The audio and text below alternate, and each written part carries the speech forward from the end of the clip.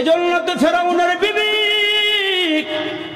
আসিয়া যখন রব স্বীকার করেছে, ইন্নাল্লাযীনা ক্বালু রাব্বুনাল্লাহর আওয়াজ দিয়েছে, ফেরাউন চতুর্দিকে ঘোষণা দিয়ে দিল, আনা রাব্বুকুমুল আলা, আনা রাব্বুকুমুল আলা, আমি সবচেয়ে বড় খোদা। ফেরাউনের স্ত্রী আসিয়া কয়, তোমারে খোদা বলিয়া মানব না। আসমানের মালিক যিনি, জমিনের মালিক যিনি, কুল কায়নাতের মালিক যিনি, তিনি হচ্ছেন আমার রব। আরে স্বামীরে রব বলিয়া মানে না। কয় মানুষ কোনোদিন মানুষের খোদা হইতে পারে না, স্বামী কোনোদিন স্ত্রীর খোদা হইতে পারে না, আরে নেতা কোনোদিন কর্মীর খোদা হইতে পারে না, এরে মুসলমান মানুষ কোনোদিন মানুষের খোদা হইতে পারে না। আপনারা তো জানেন ওই ফেরাউন আসিয়ারে কত কষ্ট দিল, নিজের গায়ের জামাগুলো টাইনা খুলিয়া নিয়ে গেল। এরে মুসলমান জমিনের মধ্যে শোয়াইয়া, বুকের মধ্যে পাথর চাপা দিয়া মুসলমান সূর্যের দিকে মুখটা করিয়া, হাত পায়ে রশি লাগাইয়া পাহাড় মুসলমান জমিনের উপরে ফালাইয়া চিৎ করিয়া ফালাইয়া রাখলো। ডাক দিয়া কই আসিয়া রে, এখনো সময় আছে, মুসা নবীর আল্লাহরে সারিয়া ফেরাউন রে খোদা বলিয়া মানো। আসিয়া ডাক দিয়া কয়, জান চলে যাবে, প্রত্যেকটা পশমের গোড়ায় গোড়ায় যদি একটা করে জীবন থাকে, মুসার আল্লাহর নামে আমি কুরবান করে দিব। তারপরেও নিজের স্বামী খোদা হইতে পারে না। আমার আল্লাহ কি পুরস্কার দিলেন আসিয়ারে। আসিয়ারে ধইরা নিয়া জমিনে শুয়াইয়া মুসলমান ডাক দিয়ে কয়, ফেরাউনের খোদা বলে মানো। আসিয়া কয়, না, মানুষ কোনোদিন মানুষের খোদা হইতে পারে না। এখন মুসলমান ভাইরা আমার শেষ মুহূর্তে আসিয়ারে এখন গরম তেলের মধ্যে ফেলানো হবে। যখন গরম তেলগুলো টকবক টকবক করে ফোটা শুরু হয়ে গেছে, আসিয়ার হাত পায়ের মধ্যে বেরি লাগাইয়া এখন আগুন জ্বলন্ত তেলের মধ্যে ফলাইয়া দিবি। আসিয়া ডাক দিয়া কয়, মালিক, তোমার জন্য স্বামী হারাইলাম, তোমার জন্য ঘরবাড়ি হারাইলাম, তোমার জন্য সিংহাসন হারাইলাম, তোমার জন্য বিছানা হারাইলাম, আল্লাহ তোমার জন্য স্বামীর ঘর হারাইলাম। তোমার কাছে আমি কিছুই চাই না, আল্লাহ এই মুহূর্তে তোমার জান্নাতে আমার একটা ঘরের মালিক বানায়া দাও। রব্বি ইবনিলি ইনদাকা বাইতান ফিল জান্নাহ, আল্লাহ তোমার কাছে জান্নাতে একটা ঘর চাই। আমার আল্লাহ ডাক দিয়া কয়, জিবরাইল, আল্লাহু আকবার বলেন আওয়াজ করে।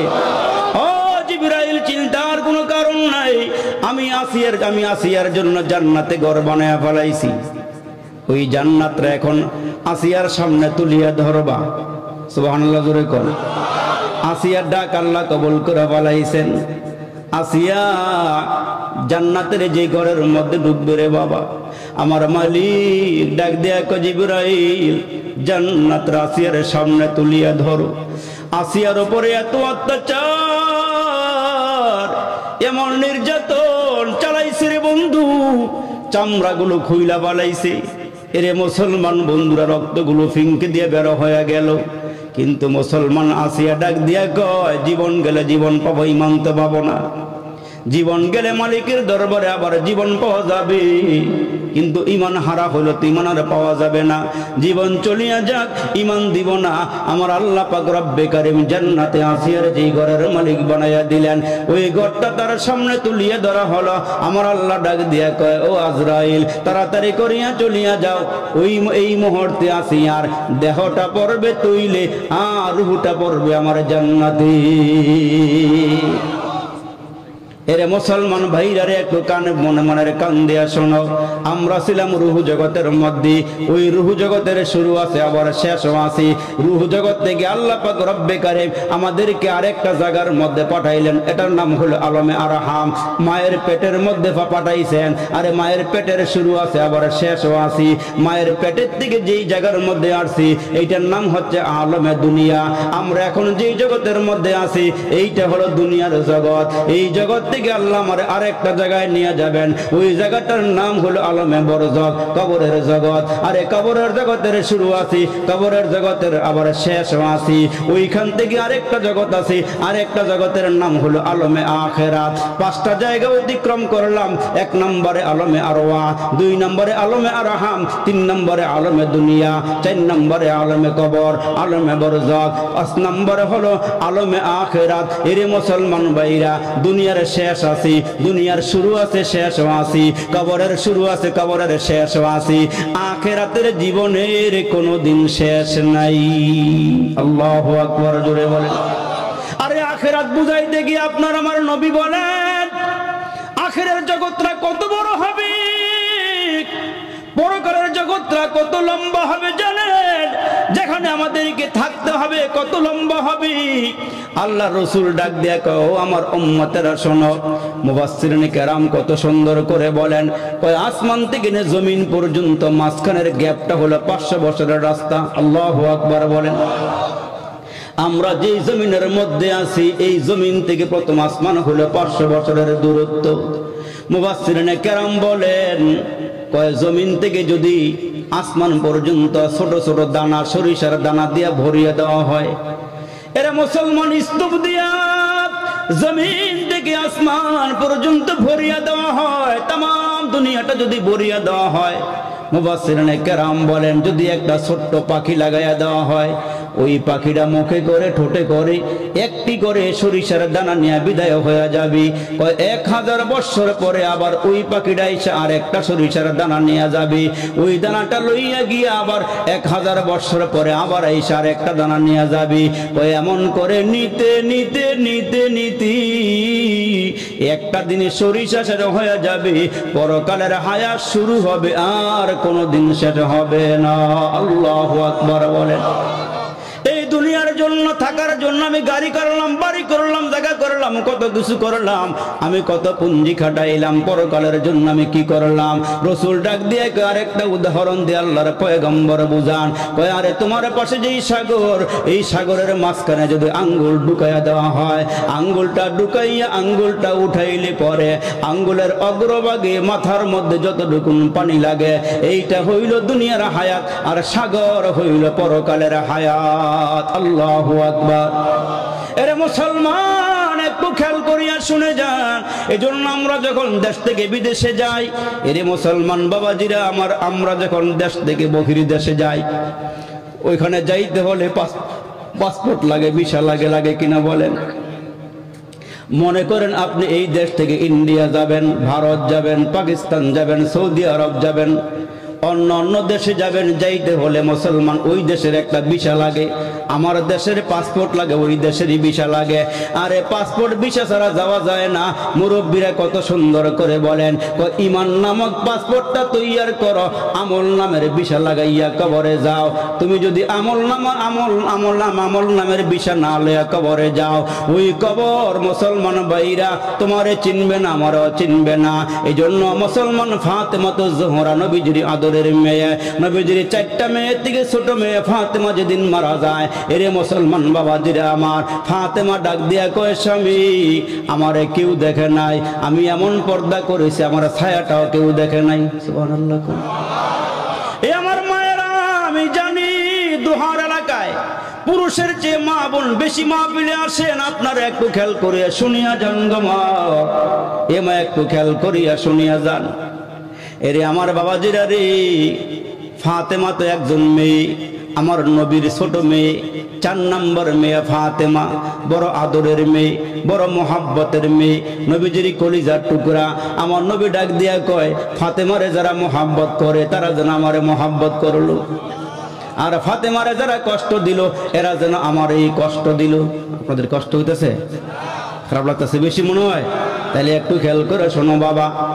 আবু যর গিফারি বলেন ফাতেমা মারা গেল, এই মুসলমান ফাতেমা যে ওসিয়ত করে গেছে স্বামীর স্বামী, বাহিরের কোনো মানুষের খবর দিয়েন না, কারণ আমি এমন পর্দা করেছি আমার ছায়াটা কেউ দেখে নাই, পরপুরুষে ভিন্ন কোনো পুরুষে আমার ছায়াটাও দেখে নাই। এ স্বামী আমি মারা যদি যাই একটা কাজ কইরেন, আপনি আর আমার 2 সন্তান হাসান হোসাইনকে সঙ্গে করে লইয়া আমার জানাজা পইরা খাটিয়াটা 3 জনে উঠাইয়া কবরে নামায়া দিয়েন। আল্লাহু আকবার বলেন। ও স্বামী রাতের বেলা মরে দাফন কইরেন, কেউ যেন টের না পায়, কোনো খোঁজ খবর দিয়েন না, কোনো এলান করিয়েন না। আমি চাই না আমি মরার পর আমার লাশটা কেউ দেখুক। কেমন পর্দা করছি এরে বাবাজি একটু খেয়াল করিয়া শোনেন। এরে আমার মায়েরা গো, তোমার এই চেহারাটা পর পুরুষকে ভিন্ন পুরুষকে দেখায়ও না। এ মা একটু খেয়াল করিয়া শোনো, এই চুলগুলোকে পর পুরুষকে দেখায়ও না, এই চেহারাটা ভিন্ন কোনো পুরুষকে দেখায়ও না। কারণ আমার নবীজি বলেন, আমি যখন মেরাজ করতে গিয়েছি আমি জাহান্নামের মধ্যে অধিক সংখ্যক নারীকে জাহান্নামের আগুনে জ্বলতে দেখেছি। জোরে কন্যা নাউজুবিল্লাহ। এ আমার মায়েরা একটু খেয়াল করিয়া শুনো গো মা, ফাতেমার চরিত্রে চরিত্রবান হয়ে যাও। ফাতেমার জন্য যেই কবর তোমার জন্য কিন্তু সেই কবর। এগো মা, ফাতেমার জন্য যেই হাসরের মাঠ তোমারও কিন্তু সেই হাসরের মাঠ। এ মা, আমার নবীর মেয়ে ফাতেমা ডাক দেয়া কয়, স্বামী গো, আমি যদি মারা যাই মদিনার কোনো মানুষকে খবর দিয়েন না। আপনার দুজন সন্তান লইয়া রাতের বেলা আমার কবরে নিয়ে নামায়া দিয়েন। এরা মুসলমান। জানাজা শেষ হয়ে যাওয়ার পর হযরতে আলী দুই সন্তানকে নিয়ে খাটিয়ে উঠাবেন। তাকায় দেখেন একজন মানুষ দৌড়াইয়া আসতেছে। সুবহানাল্লাহ। কাছাকাছি আসলে পরে হযরতে আলী রাদিয়াল্লাহু তাআলা আনহু তাকায় দেখেন হযরতে আবু যর গিফারি। এরে আবু যর, তোমারে কে খবর দিল? কোথায় থেকে খবর পাইলা? কয়, আলী গো, তুমি খবর না দিল ঘুমের ঘরে আমার নবী আমারে খবর দিয়েছেন। ফাতেমার খাটিয়াটা ধরতে 4 জন লোক লাগবি, তোমরা 3 জন আছো, আরেকজন কই পাইবা? ঘুমের ঘরে আমার নবী আমারে ডাক দিয়া কয়, আবু যর রে, তাড়াতাড়ি করে যা, জান্নাতি নারীদের সর্দার নিয়ে আমার মেয়ে ফাতেমা মারা গেছে। এরে আমার মা, এ মা, কান লাগাইয়া কথাগুলো শুনে যাও গো মা, পর্দা করিয়া চলিও গো মা, স্বামীর মনে আঘাত দিও না, সন্তানগুলোর হেফাজত কইরো, সংসারের কাজকর্ম গুছায়া কইরো। আমার আল্লাহ তোমার আমল নামার মধ্যে অসংখ্য সওয়াব আল্লাহ পাক দান করবে। এ আমার মায়েরা, ওই ফাতেমারে খাটিয়ার মধ্যে শুয়াইয়া যখন কবরে নামাইছে, কবরের মধ্যে নামাইয়া হযরত আবু যর ডাক দিয়ে কয়, কবর রে, তুই কি জানো তোর মধ্যে কারে শোয়াইছি? আমার নবীজি আদরের মেয়ে ছোট্ট ফাতেমার কবরে রাখছি। এরে কবর, তুই কি জানোস তোর মধ্যে কারে শোয়াইছি? জান্নাতের 2 সর্দার হযরত হাসান হুসাইনের মারে শোয়াইছি। এরে কবর, তুই কি জানোস কারে কবর শোয়াইছি? শেরে খোদা হযরত আলীর বিবিরে কবর শোয়াইছি। এমন করে করে কবরের মাটির ডাক দেয়, আল্লাহু আকবার। আমার মালিক কবরের মাটির জবান খুলে দিছে। কবরের মাটি ডাক দেয়া কয়, আবু যর রে, আমি নবীর মেয়ে চিনি না, জান্নাতের সর্দারনি মহিলা চিনি না, হাসান হুসাইনের মারে চিনি না। যার আমল ভালো তার সাথে আমার আচরণ ভালো, যার আমল খারাপ তার সাথে আমার আচরণ খারাপ। এরে মুসলমান, ওই কবর আমার জন্য অপেক্ষা করতেছি। মুসলমান, কবরের গাটি বড় কঠিন গাটি। তারপরের গাটি হইল মুসলমান ভাইরারে আমার হাসরের ময়দানের গাটি, পুলসিরাতের গাটি, মিজানের পাল্লার গাটি। ওই গাটি এগুলোর জন্য অপেক্ষা করতে হবে আমাদেরকে। এই জন্য জানায় দেই গো মুসলমান, এই দুনিয়ার শেষ আছে, পরকালের কিন্তু শেষ নাই। আপনাদের পায়ে হাত দিয়া বলিয়া যাই গো বাবা, মানুষ মরণশীল, একদিন কবরে যাইতে হবে, একদিন আমাদেরকে দুনিয়া থেকে বিদায় হতে হবে। এই জন্য মুসলমান, কবরে যাওয়ার আগে আগে সামানা তৈয়ার করো, কবরে যাওয়ার আগে আগে তুমি আমল তৈয়ার করিয়া কবরে যাও। কারণ ওই কবর কাউকে খাতিরি করে না, কবর তো মুসলমান যার আমল ভালো হবে তার সঙ্গেই খাতিরি করবে। এরে মুসলমান, আল্লাহ পাক ডাক দিয়ে কয়, মানুষ একটু খেয়াল করিয়া শুনিয়া যাও রে মানুষ, এই দুনিয়ার মোহে পড়িয়া পরকালকে ভুলে যেও না। এই দুনিয়ার বাহাদুরি কিন্তু বেশি দিনের নয়। দুনিয়া দুনিয়া যারা করছে ফেরাউন আজকে থাকতে পারে নাই, দুনিয়া দুনিয়া করছে নমরুদ থাকতে পারে নাই, দুনিয়া দুনিয়া করছে সাদ্দাত থাকতে পারে নাই, দুনিয়া দুনিয়া করছে কারুন থাকতে পারে নাই। দুনিয়ার হায়াত কিন্তু প্রায় শেষের দিকে চলে আসছি। যেমন হযরতে ওমর রাদিয়াল্লাহু তাআলা আনহু রাস্তা দিয়া হাঁটিয়া হাঁটিয়া যায়, এমন সময় তাকায়া দেখলেন সুন্দর কাপড় পরিহিত একজন মহিলা রাস্তা দিয়া হাইটা হাইটা যায়। হযরত ওমর ডাক দিয়া কয়, মহিলা সুন্দর কাপড় পরিধান করে কই রওনা দিছো, কে তুমি? দাঁড়াও, তোমার সঙ্গে কথা আছি। হযরত ওমরের ডাকে সাড়া দিয়ে ওই মহিলা দাঁড়ায়া গেল, সুন্দর কাপড় পরিধান করে রাস্তার কিনারায় দাঁড়ায়া গেলে হযরত ওমর ডাক দিয়ে বলেন, কে তুমি? তোমার পরিচয় কি? ওই মহিলা ডাক দিয়ে কে, ওমর আসলে আমি মহিলা নই, আমি মহিলার বেশ ধরেছি, আমি হলাম দুনিয়া। কি? আমি হলাম দুনিয়া। হযরত ওমরের সামনে আসলে পরে হযরত ওমর তাকায়া দেখে বুড়া মহিলা, চামড়া ঢিলা হয়ে গেছে, মুখের দাঁতগুলো ক্ষয় হয়ে গেছে। ওমর ডাক দিয়ে কয়, তুমি দুনিয়া? কয় হ্যাঁ।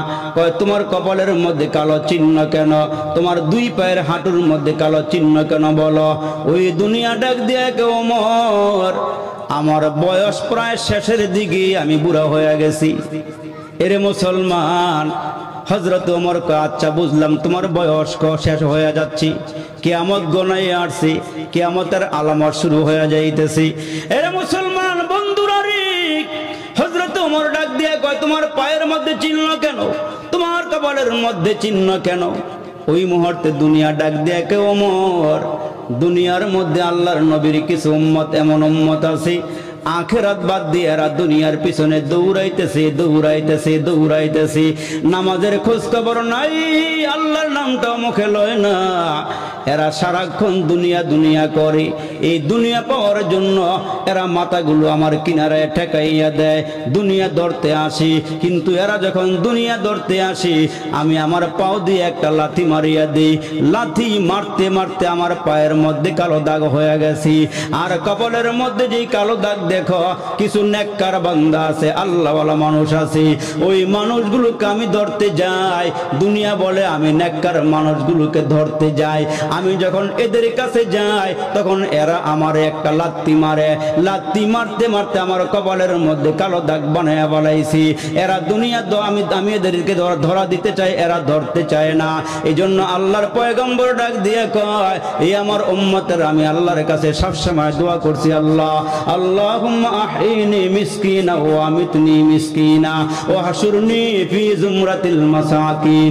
আল্লাহ তুমি আমারে গরিব হালাতে রাখো, গরিব হালাতে মরণ দিও, হাসরের কঠিন ময়দানে গরিবদের সঙ্গে আমার হাসর করিও, যেন আমি আগে আগে তোমার জান্নাতের মেহমান হতে পারি। আর একটু জোরে কন্যা সুবহানাল্লাহ। আমার রাসূল ডাক দিয়া বলেন, সায়াতি জামানুন ইহিব্বুনা খামসা ওয়া ইয়ানসাউনা খামসা। আমার উম্মতেরা দুনিয়াকে ভালোবাসবে, আখিরাতকে তারা ভুলে যাবে। দুনিয়াকে মোহাব্বত করবে, এরা আখিরাতকে ভুলে যাবে। গুনাহ করা ভালোবাসবে, এরা তওবা করা ভুলে যাবে। ঠিক কিনা জোরে বলেন? এরা মুসলমান দুনিয়ার ঘরবাড়ি বানানো মোহাব্বত করবে, এরা কবরের কথা বলিয়া যাবে, পরকালের কথা বলিয়া যাবে। এজন্য হায়াতের জীবন কিন্তু বেশি দিনের নয়, হায়াতের জীবন কিন্তু একেবারে ক্ষণস্থায়ী, একেবারেই কম। এজন্য পরকালের দিকে ধাবিত হয়ে যাও, পরকালমুখী হয়ে যাও। এরে মুসলমান, পরকালমুখী হইয়া যাও। সাহাবীদের মতন ঈমান আনো, সাহাবীদের মতো ঈমান আনো। সাহাবীরা ঈমান কেমন আনছে? এরা জীবন দিয়ে বলাইছে, ঈমান দেয় নাই। হযরতে বেলালকে কত মারি খাওয়া লাগছে, এরা হযরতে বেলাল জীবন দিতে চায়, ঈমান দিতে চায় না। ঠিক কিনা জোরে আওয়াজ করে বলেন? হযরতে খাব্বাব কত মারি খাইলো, মার খাইতে খাইতে মুসলমান কোমরের গোশত পর্যন্ত হারায়া বলাইলো, ঈমানটা ছাড়ে নাই। আরে সুমাইয়ার মতো নারী, এরে মুসলমান ভাইরা তলপেটের মধ্যে বর্ষার আঘাত দিয়া দুনিয়া থেকে বিদায় করিয়া দিল, ঈমানটারে মজবুত করে ধরে রাখছে, ঈমানটা ছাড়ে নাই, জীবনটা দিয়া দিছে। ঠিক কিনা জোরে বলেন? এরে আমার বাবাজি, আজকের ওয়াজ দেওয়ার উদ্দেশ্য হলো আমরা যেন পরকালমুখী হয়ে যাই, ঠিক কিনা জোরে বলেন? আমরা যেন আখিরাতমুখী হয়ে যাই। আজকেতে যেন আমরা তওবা করি, আল্লাহওয়ালা হয়ে যাই, পরকালমুখী হয়ে যায়। এরে মুসলমান, পরকালমুখী যেন আমরা হতে পারি। সাহাবাই কেরামের দিকে তাকাইয়া দেখেন, ওই সাহাবাই কেরাম কেমনে আমল করেছেন। ফামান কানা ইয়ারজু লিকা রাব্বিহি ফালইয়ামাল আমালান সালিহা। এরা নেক আমল করতে করতে করতে করতে এরা কবর দেশে চলে গেছে। এরে মুসলমান, এরা নেক আমল করতে করতে কবর দেশে চলে গেছে। যেমন হযরতে আবু বকর সিদ্দিক যখন নবীর পরে খলিফা হইলেন, আমার নবীর ইন্তেকালের পরে যখন সাহাবায়ে কেরাম হযরত আবু বকরকে খলিফা বানাইলেন, এই হযরত আবু বকর মুসলমান কেমন সাহাবা ছিলেন, কেমন দামি সাহাবা ছিলেন, যেই সাহাবাটা দুনিয়া থেকে জান্নাতের খোঁজখবরই পাইছেন। সুবহানাল্লাহ। যার শানে আল্লাহ ডাক দেয়া কয়, আল্লাহ পাকের রাসূল ডাক দেয়া, আবু বকর শোনো, আমার কোটি কোটি উম্মত হাসরের ময়দানে উঠবি, আমরাও সবাই উঠব। আমার নবী ডাক দিয়া কয়, 8টা জান্নাত ডাকা হবে, এই সাহাবীর নাম হচ্ছে আবু বকর। আর একটু বড় করে কন্যা সুবহানাল্লাহ। এতগুলো মানুষ সুবহানাল্লাহ কইলি প্যান্ডেলটা গরম হওয়ার কথা আছে না? অনেকে জবাব রেখে নাকি মারামারি করেছেন আপনারা? চেহারার মধ্যে কোনো হাসি খুশি নাই, একবারে চুপচাপ বয়ে রয়েছেন। জোরে কন্যা সুবহানাল্লাহ, জোরে কন্যা আল্লাহু আকবার, জোরে বলেন না আলহামদুলিল্লাহ। কতগুলো সওয়াব হইল, সুবহানাল্লাহ সুবহানাল্লাহ। মুসলমান জান্নাতের সার্টিফিকেট হাতে, হালুম্মা ইয়া আবু বকরিন, হালুম্মা ইয়া আবু বকরিন। আবু বকর তুমি আমার আমার দরওয়াজা দিয়ে জান্নাতে আসো। ওই আবু বকর খালি কান্দে আর আল্লাহ নবী গো, আল্লাহ আমারে মাফ করবনি। চিন্তা করছেন? নবীজির কাছে আইসা কয়, আল্লাহ নবী গো, আল্লাহ আমারে মাফ করবনি। ওগো নবীজি, আমার কি আমল আছে, আল্লাহ আমারে মাফ করবনি। আল্লাহ নবীর সাহাবী কান্দে। ওই সাহাবীর আমলের কথা শুনেন, আমলের কথা শুনেন। আপনার আমি কি আমল করছি গো বাবা? আমার নবী আম্মা জান আয়েশার সঙ্গে শোয়া। কার সঙ্গে? আম্মা জান আয়েশার সঙ্গে শোয়া। রাতের বেলা পূর্ণিমার চাঁদ উঠছে। আমগো মতন তো বিল্ডিং ছিল না, আমার নবীর কুড়ে ঘর ছিল। এরে মুসলমান, খেজুর পাতার ছাউনি ছিল। ফাঁকে ফাঁকে সুচন্দ্রের আলো ঘরের ভিতরে ঢুকি। আমার নবী ডাক দিয়ে কয়, আয়েশারে বাহিরের দিকে তাকাও। আম্মা জান বললেন, তাকাইলাম। কয়, কিছু দেখতে পাওনি? কয়, চন্দ্র দেখি আর তারকা দেখি। আমার নবী ডাক দিয়ে কয়, আয়েশারে আকাশের মধ্যে যতগুলো তারকা আছে, আমার একজন সাহাবীর আমল নামার মধ্যে ততগুলো নেক আমল জমা আছে। আকাশের তারকা গণনা করা যায়? অল্প কটা তারকা মনে হয়। এরা মুসলমান, আমার নবী ডাক দিয়ে কয়, আয়েশারে আকাশের মধ্যে যে তারকা আছে, যতগুলো তারকা আছে, আমার একজন সাহাবীর আমল নামার মধ্যে ততগুলো নেক আমল জমা আছে। আমরা সপ্তাহে একদিন হাজিরা দিয়া মনে করে আমরা অনেক বড় নামাজি হয়ে গেছি। 3 বার হজ করার পরেও সুদের টাকা লাগাইয়া খায়া মনে করে আমরা বড় হাজি সাহেব হয়ে গেছি। নামাজ পড়ি আর না পড়ি বকে থাপ্পড় দিয়া কে হুজুর ইমান শব্দ করে বলাইছি। আছে না নাই? আরে জোরে কোন আছে না নাই? এরে মুসলমান, পরের হক মাইরা খাইয়া কয় কে হুজুর আমার মতন এমন পরহেজগার আর কেউ নাই। এরে মুসলমান, কত গুনাহ আমরা করি, কত নাফরমানি আমরা করি, কত আল্লাহর হুকুম পালন করি না, কিন্তু চাপার বেলায় আমরা 1 নম্বরে আছি। এরে বাবাজিরা রে, একটু মনের কান লাগায় শোনেন, সাহাবীর আমল নামায় আকাশের তারকা বরাবর আমল। আম্মা জান আয়েশা মনে মনে চিন্তা করে, মনে হয় আমার নবী আমার বাবার কথাই বলবে। কিছুক্ষণ পরে আমার নবী ডাক দিয়ে কয়, আয়েশা রে আকাশের তারকা বরাবর যতগুলো নেক আমল আছেন, ওই সাহাবীর নাম হলো হযরত ওমর। আর একটু জোরে কোন। আয়েশা গো, আকাশের তারকা বরাবর সাহাবী ওমরের আমল নামায় আমল জমা হইছে। আমার নবী দেখলেন আম্মা জান আয়েশার চেহারাটা মলিন হয়ে গেছে। আমার নবী ডাক দিয়ে কয়, আয়েশা রে ওমরের আমলের একটা পরিমাণ দিলাম, তোমার আব্বার আমলের কোনো পরিমাণ নাই। তোমার আব্বা যে আমার সঙ্গে রাতের বেলা ঘর থেকে বের হইয়া মদিনার উদ্দেশ্যে রওনা দিয়েছিল, একটা দৃশ্য আমি দেখেছি। তোমার আব্বার দিকে তাকাইয়া কয়, কি দৃশ্য? কয়, আমারে তোমার আব্বা এত মোহাব্বত করে গো, আমারে তোমার আব্বা সঙ্গে করে লইয়া যায়, আর একবার ডান দিকে আসে আবার বাম দিকে আসে, চোখের পানিগুলো মুছে। আমি ডাক দিয়ে বললাম, আবু বকর, এই নীরবে নির্জনে তুমি এমন করো কেন, কি হয়েছে বলো? আবু বকর ডাক দিয়া কয়, নবী গো, আমি আমার জানের চেয়ে আপনি নবীরে বেশি ভালোবাসি। ও নবীজি, আপনি হাঁটতে পারেন না গো নবীজি, আমি একটু বসি, আপনি আমার কাঁধের উপরে উঠে যান। আবু বকর সিদ্দিক ডাক দিয়া কয়, নবী গো, আমি বসে পড়লাম, আপনি আমার কাঁধে উঠেন। আমার নবী ডাক দিয়া, আবু বকর, তুমি কি আমার নবুয়তের ভার সইতে পারবা? কয়, নবী গো, আপনি যদি দোয়া করেন আমি সইতে পারবো। আমার নবীরে কান্দে লইয়া আবু বকর সিদ্দিক সামনে যায়, আর চোখের পানিগুলো মুছে, আর ডাক দিয়া কয়, নবী গো, হাসরের ময়দানে আল্লাহ যদি আমারে জিজ্ঞেস করে আমার বন্ধুর জন্য তুমি কি করেছ আবু বকর, আমি আমার আল্লাহরে কি বলবো গো নবী? সামনে নিয়ে আমার নবীরে নামায়া দিলে আমার নবী তাকায় দেখে গো, আবু বকর সিদ্দিক পাগলের মতন একবার ডানে যায় আর একবার বামে যায়। আমার নবী ডাক দেয়, আবু বকর দাঁড়াও, বলো না তুমি এমন পাগলামি কেন করতেছো, একটু বলো।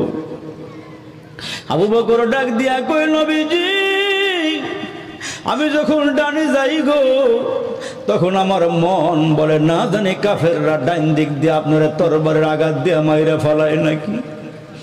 আবার যখন বাম দিকে যাই, আমার মন বলে না জানি বাম দিক থেকে কাফেররা তীর মাইরা আপনাকে শেষ করে দেয় নাকি। আমি নবী ডান দিকে গিয়া দাঁড়াই, কাফেররা তীর মারলে আমি আমার বুকে নিব গো, আপনি পয়গম্বরের গায়ে একটা তীর লাগতে দিব না। আমার নবী ডাক দেখে, আয়েশা রে, তোমার আব্বা কি করছে জানো নি? কয়, কি করছে বলেন? কয়, তোমার আব্বা গারে সুরের মধ্যে যাইয়া মদিনায় ওই যে জাবালে সুর পর্বত, ওখানে আমার নবীকে নিয়ে আস্তে আস্তে করে লয়ে ওপরের দিকে উঠে। হেরে বাবারে, আমার দিকে তাকান, আমার নবীর হাতের মধ্যে দুইরা দুইরা আস্তে আস্তে উপরের দিকে আবু বকর সিদ্দিক উঠাইতেছি। আমার নবী ডাক দেয়, আবু বকর, তুমি এমন করতেছো কেন? নবী গো, গর্তের ভিতরে ডুইকেন না, আমি একটু দেখি গর্তটার ভিতরে সব ঠিকঠাক মতো আসেনি। ও নবীজি, পাহাড় পাহাড় না জানি সাপ বিচ্ছু আবার বাসা বানাইছে কিনা। এরে মুসলমান, ইতিহাস তো আপনারা জানেন, একটু মুজাকারা করতেছে আপনাদের সাথে। আবু বকর সিদ্দিক ভিতরে ডুইকা গিয়া দেখি ছোট ছোট গর্ত দেখা যায়।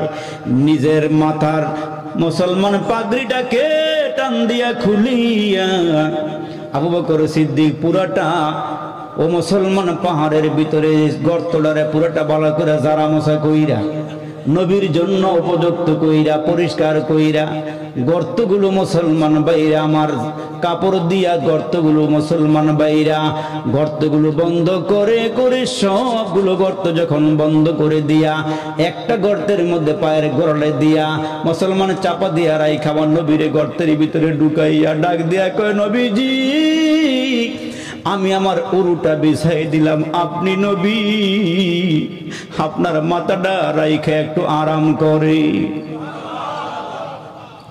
এ মুসলমানের, আরে যেমন করে সিদ্দিক নবীর এই মুসলমান হিজরতের আবাস পাইয়া 6 মাস পর্যন্ত বিছানায় পিঠ লাগায় ঘুমায় না। আমার নবীর এত মোহাব্বত করে, এত ভালোবাসি, সাপে দংশন করলো, চোখ দিয়া গড়াইয়া পানি পড়লো, ইতিহাস তো আমরা জানি। আমার নবীর ঘুম ভেঙ্গে যায়, ডাক দেখে আবু বকর, কান্না করো কেন? কয়, নবী গো, কি জানি আমার পায়ের মধ্যে দংশন করেছি, সাপ আমার নবীর সাহাবীর পায়ে দংশন করে দিল। এরে মুসলমান, সেই কথা বলতে চাই না। আমার নবী ডাক দেয়, আয়েশা রে, তোমার আব্বার সারা জীবনের আমল নয়, ওই যে আমি নবীর সঙ্গে জাবালে সুরের ভিতরে তোমার আব্বা 3 রাত আমার সঙ্গে 3 দিন 3 রাত ছিল, ওই সওয়াব যদি এক পাল্লায় দেওয়া হয় আর হযরত ওমরের সারা জীবনের নেক যদি আরেক পাল্লায় দেওয়া হয়, তোমার আব্বা আমার জন্য যে ত্যাগ স্বীকার করেছি ওই রাতের ইবাদত তোমার হযরত ওমরের চেয়ে বেশি হয়ে যাবে। ওই আবু বকর সিদ্দিক খলিফা হয়ে গেলেন। এলাকার মানুষগুলোর দেখাশোনা করা, আরে খলিফা হওয়ার পরেও, মন্ত্রী প্রধানমন্ত্রী হওয়ার পরেও মানুষের বাড়ি বাড়ি গিয়া ছাগলের দুধ দহন করিয়া দেয়, গাভীর দুধ দহন করিয়া দেয়, জনগণের খেদমত করে, মাটি কাটার মধ্যে লেগে যায়, হাল চাষের মধ্যে লেগে যায়, কাজকর্ম করে করে দেয়। হযরত ওমর একদিন তাকায়া দেখে আবু বকর সিদ্দিকের সামনে একটা কাগজ পড়ে আছে, ওই কাগজের মধ্যে এলাকার বিধবা মহিলাদের নাম লেখা আছে, নামের পাশাপাশি একজন করে খাদেমা দেওয়া আছে। সর্বশেষ একজন মহিলার নাম, ওই মহিলার নামের পাশে কোনো খাদেমের নাম নাই। হযরত ওমর কাগজটা হাতের মধ্যে নিয়ে ডাক দিয়ে আবু বকর, এই কাগজটার মধ্যে বিধবা মহিলাদের নামের তালিকা আছে, নামের তালিকার পাশাপাশি একজন খাদেম পুরুষের নাম লেখা আছে। সর্বশেষ যেই মহিলার নাম লেখা দেখা যায়, এই মহিলার নামের পাশে কোনো খাদেমের নাম তো লেখা দেখা যায় না। আবু বকর সিদ্দিক কিছুই বলে না। হযরত ওমর ডাক দেখ, আবু বকর এই সেবাটা আমারে করার সুযোগ দেন। আর একটু জোরে বলেন না সুবহানাল্লাহ। ওই মহিলার বাড়ি মদিনা থেকে একটু দূরে পাহাড়ি এলাকায় বসবাস করে। ওই মহিলার স্বামী নাই, ছেলে নাই, মেয়ে নাই, একাকিত্বে ঘরের মধ্যে বসবাস করে। হযরত ওমর চাইয়া নিলেন এই সেবাটা আমারে করার সুযোগ দেন। একটু খেয়াল করেন, একটু শোনেন গো বাবা জিরা। হযরত ওমর রাতের বেলা ওই মহিলার ঘরের সামনে গিয়ে দাঁড়ায়া আওয়াজ দিলেন দরওয়াজায়, আম্মা আমি আসছি ওমর আপনার ঘরের সেবা করার জন্য। দরওয়াজাটা খোলেন, কি কি কাজ করা লাগবে বলেন, তালিকা দেন। পানি আনা লাগবে, আপনার খাবার তৈরি করা লাগবে, বিছানা ঝাড়ু মোছা করা লাগবে, আপনার কাপড়গুলো ধোয়া লাগবে। ওই মহিলা ডাক দিয়া কয়, আপনি কি? কয়, আমি ওমর। কয়, আপনি আসার আগে আগে আল্লাহর একজন বান্দা এসে ঘরের সব কাম গুছাইয়া দিয়া গেছে। শুধু ঘরের কাম গুছাইয়া দিয়া যায় নাই, ওই লোকটা আমার ঘরে আইসা, আমি মহিলা, বৃদ্ধা মহিলা, শক্ত খাবার খাইতে পারি না, আমার জন্য তরল খাবার পাকাইয়া নিজ হাত দিয়ে আমারে খাওয়াইয়া দিয়া যায়। এমন মানুষ আমার নজরে আর কোনোদিন পড়ে নাই। ওমর কয়, তাই নাকি? কয়, হ্যাঁ। হযরত ওমর মনে মনে চিন্তা করছেন, আগামীকাল কার একটু আগে আগে যাব। সুবহানাল্লাহ, জোরে বলে। খলিফাতুল মুসলিমিন হযরত আবু বকর সিদ্দিক, এর মুসলমান ভাইরা, মদিনার শাসক হযরত আবু বকর। হযরত ওমর আজকে একটু আগে আগে চলে গেলেন। আগে আগে যাওয়ার পর দরওয়াজায় গিয়ে আওয়াজ দেয়, বলেন, আম্মা গো আমি আবারও আসছি, আপনার কি কি খেদমত করা লাগবে বলেন। মহিলা ঘরের ভিতর থেকে ডাক দিয়ে, আজকেও কাম শেষ হয়ে গেছে।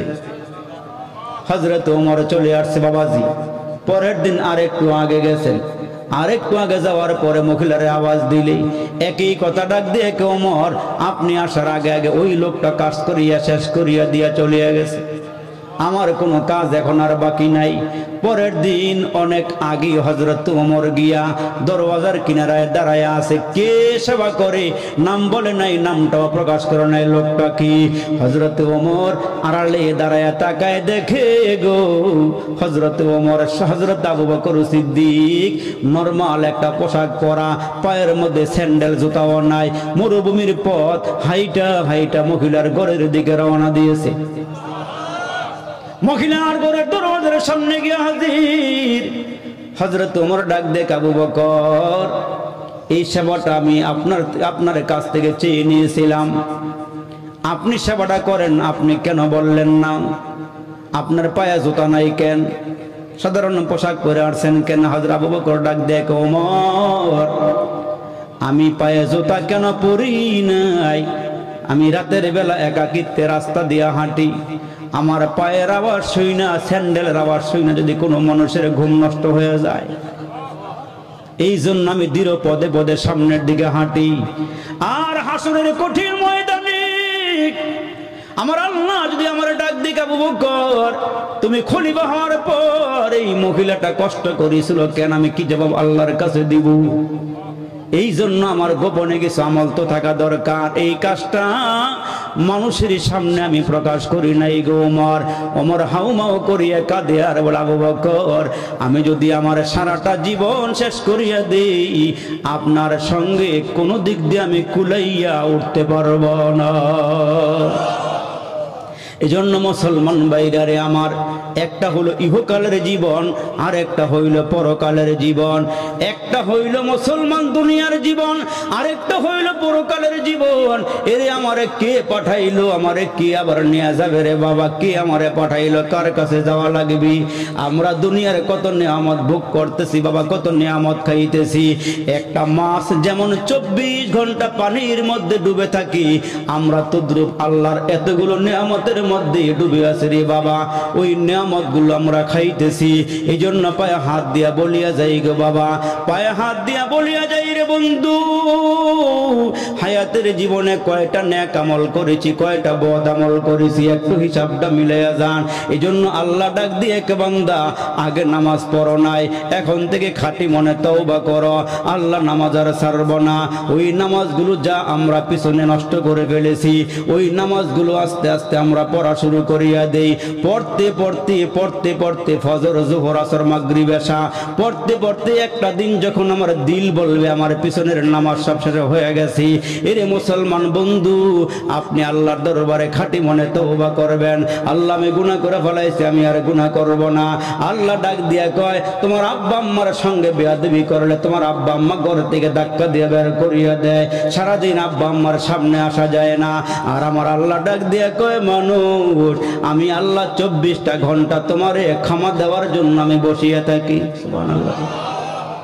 আমার আল্লাহ ডাক দিয়া কয়, লা তাকুনা তুমির রাহমাতিল্লাহ, এরে বান্দা তোমরা আমার রহমত থেকে নৈরাশ হইও না। আল্লাহ ডাক দিয়া কয়, বান্দা তোমরা আমার রহমত থেকে নৈরাশ হইও না। আল্লাহ কয়, 100 রহমত সৃষ্টি করিয়া আমি একটা রহমত দুনিয়ার সবার মধ্যে বন্টন করে দিলাম, মাখলুকাতের মধ্যে আমি একটা রহমত বন্টন করিয়া দিলাম। এই জন্য মা তার সন্তানকে ভালোবাসি, সন্তান তার আব্বা আম্মারে ভালোবাসি। আর 99টা রহমত আমার আল্লাহ বলেন আমার কাছে আমি রেখে দিয়েছি। দেখছেন আল্লাহ কত বড় দয়ালু, আল্লাহ কত বড় মেহেরবান।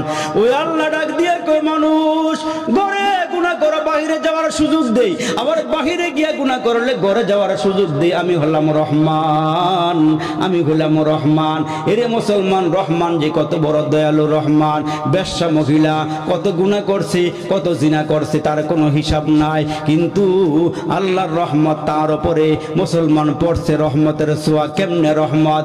ওই মহিলা রাস্তা দিয়ে হাইটা হাইটা যায়, হাঁটতে হাঁটতে মুসলমান সামনের দিকে গিয়ে দেখে একটা কুয়া। ওই কুয়ার কিনারায় তাকায় দেখে একটা কুকুর জিব্বাটা বার করে দিছি। পানির পিপাসায় মুসলমান হাহাকার শুরু করে দিল। ওই কুকুরের জিব্বা শুকায় গেছে, গলাটা শুকায় গেছে। পানি হইলে ভালো হইতো, একটু পানি পান করতে পারলে গলাটা বিস্ত, জিহ্বাটা বিস্ত।